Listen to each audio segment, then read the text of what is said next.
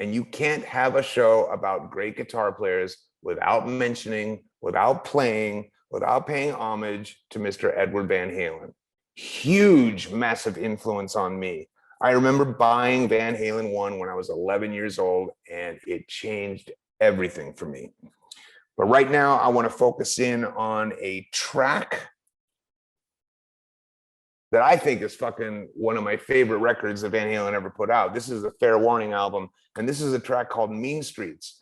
And one of the things I learned recently is that I got a hold of some 1976, 1977 demos that Van Halen recorded with Gene Simmons way back in the day when they were trying to put together the material for their first album. And if you can get your hands on it, it's definitely worth a listen. I know it's floating around YouTube, but there are songs that they discarded for one reason or another, but you will hear moments of songs that you do recognize in those demos.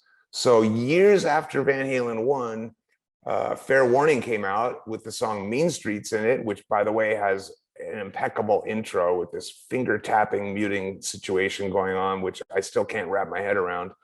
But the bridge to Mean Streets is from another song entirely. It was written in 1977, and they have another song with this bridge in it that just got scrapped. So it sounds to me that when they came around to recording Fair Warning, they kind of went through the archives of parts and said, hey, what about that bridge that we used to have? Let's throw that in there. That works. And so it's kind of interesting to think about their songs pieced together like that. You know, Edward was famous for having the Frankenstein guitar, which is one that he put together from a bunch of different parts. And in a lot of ways, you could say the same thing about some of their songwriting techniques. They literally Frankenstein songs together, and Mean Streets is one of them. And thank God they did, because it's one of their best. I think it's my favorite Van Halen album, and it's certainly my favorite Edward Van Halen tone on any album that they've ever done.